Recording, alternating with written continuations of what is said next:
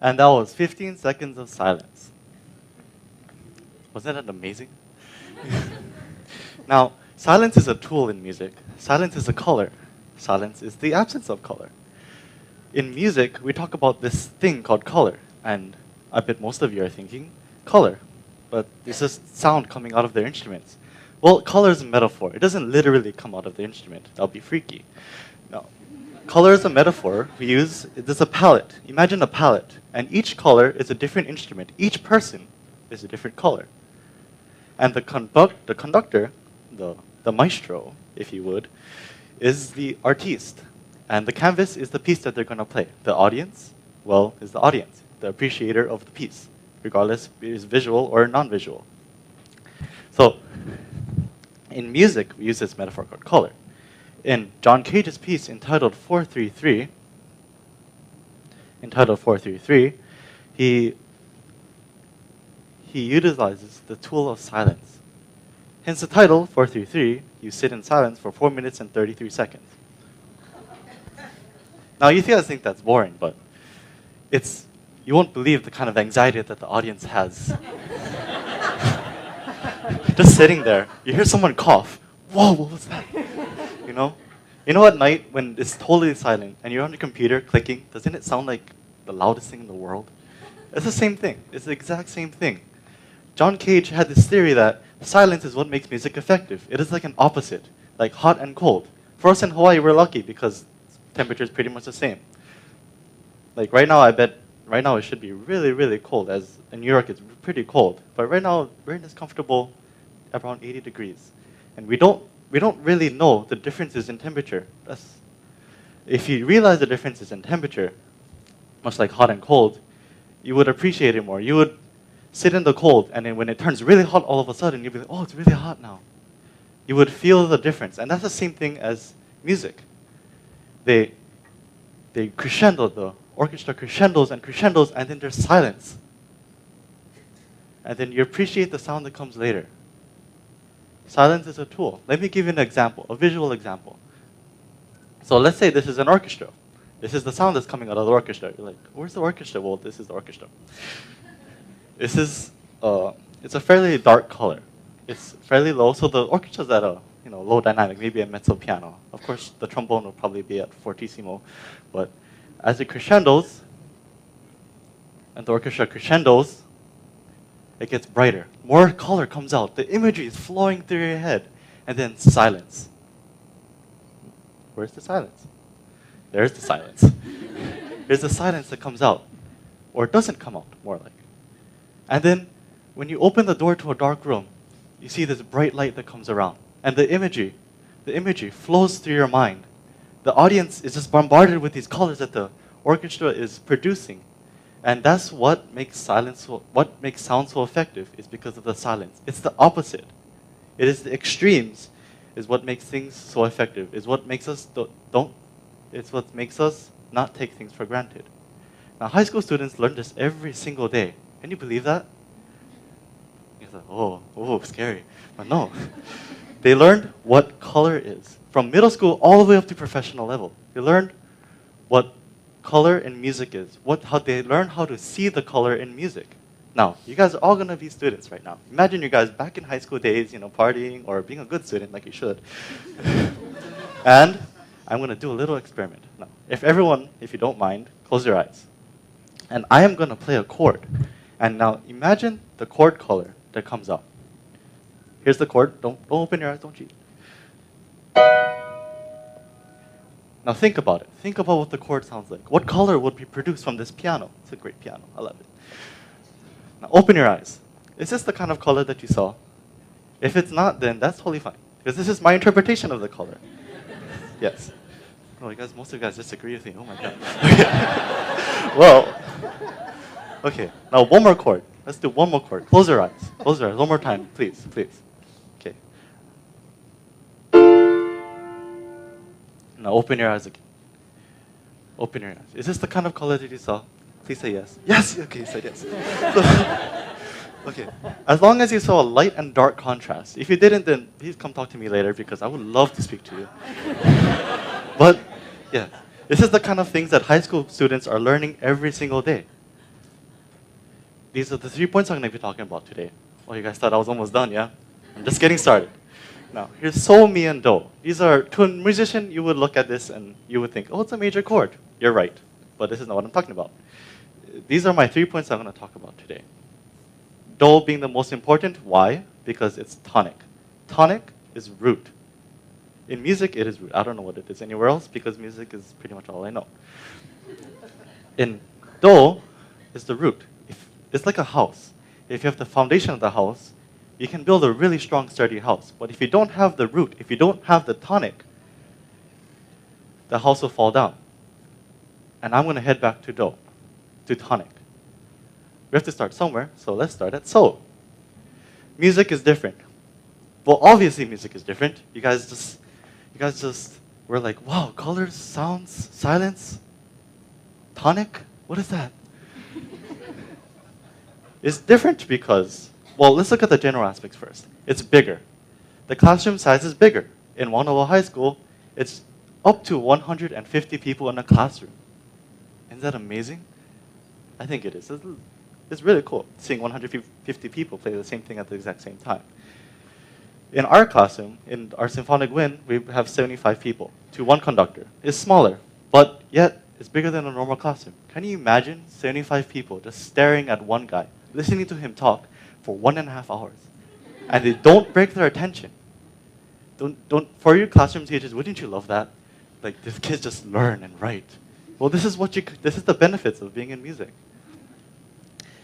Another difference in music is the direct community involvement. Most of the work in classrooms, or the classrooms that I have been in, the work stays in the classroom. They're confined within these concrete walls that you call school. And it just stays there unless if there's an open house. But in music, there's direct community involvement, as in students go out to concerts and they perform for the community. Anyone can come. Like last night, our symphonic wind ensemble played at McKinley High School, and we performed in front of the community.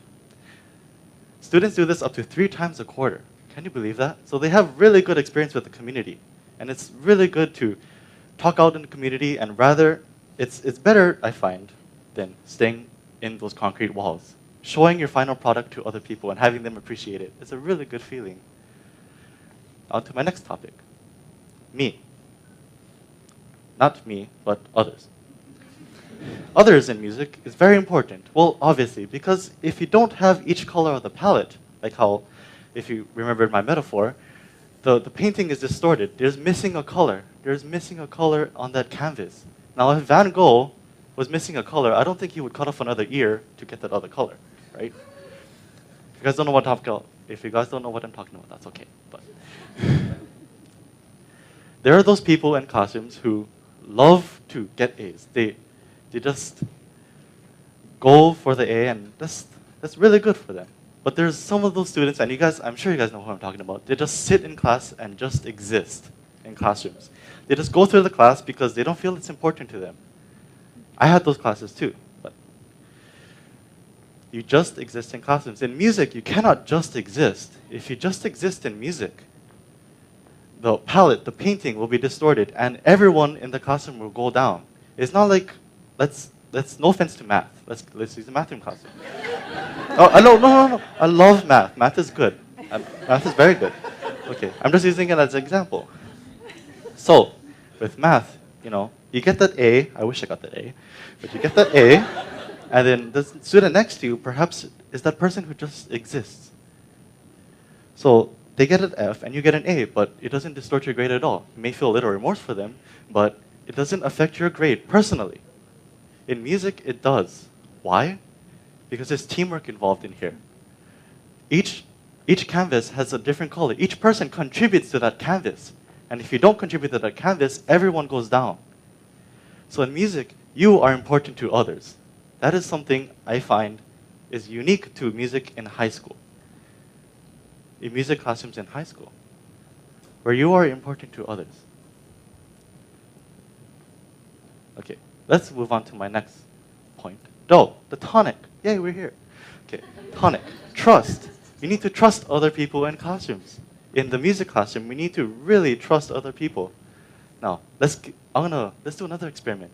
Okay, let's do another fun experiment. So, can you, everyone, please close your eyes and put your hands into a clapping position, like you're gonna clap for me, which I hope you do. And except for you, Miss MC. Okay, I'm sorry about that. Well, okay, can you? So when I cue you, clap for me, and everyone try to clap at the exact same time as her, with closing your eyes. Closing your eyes. Okay.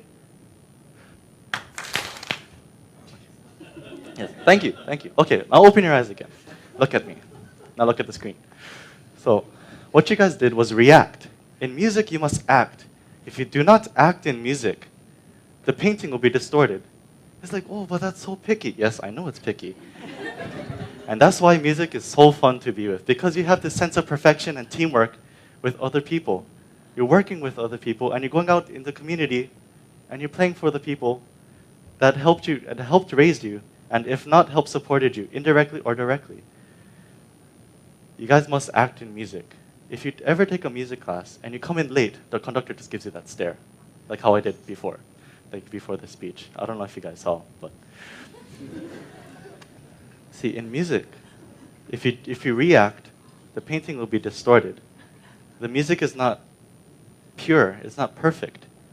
And that's what's so hard, is that in music, you actually have to work with other people instead of just classroom. Like you take a test, if you work with other people, you get you're gonna get an F. Now, in music, you have to be able to trust strangers. You have to trust people that you don't know.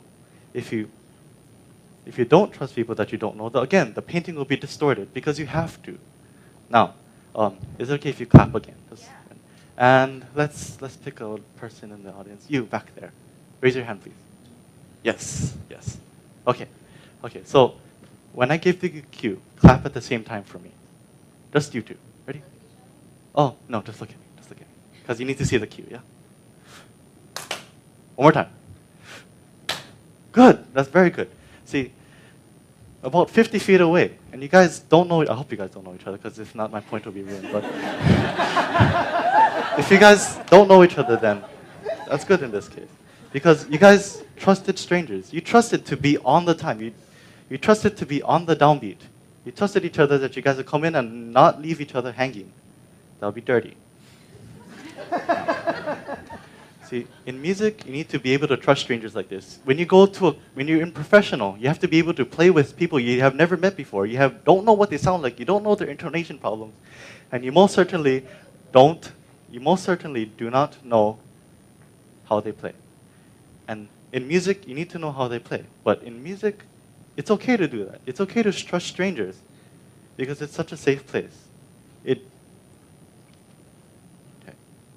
In music, you always have to strive for the best. Why? Because if you do not strive for the best, you bring the whole group down. It's not like let's bring up the math. Again, I love math. It's okay. Yeah? Let's bring up the math example again. You always have to strive for the best. If you don't, you bring the whole group down, like I said before. If you get that F in band, if you're missing that color in music, the painting will be distorted. All 75 people who worked really hard for that one dream performance, perhaps at Carnegie Hall or Lincoln Center or at Sydney Opera House, and if you're missing that color, if you have that white spot on the canvas, everyone will be disappointed because you did not strive for your best. And it's okay if you don't try at the beginning, as long as you make it effective and you work with other people. Now, can I have this, please? Thank you.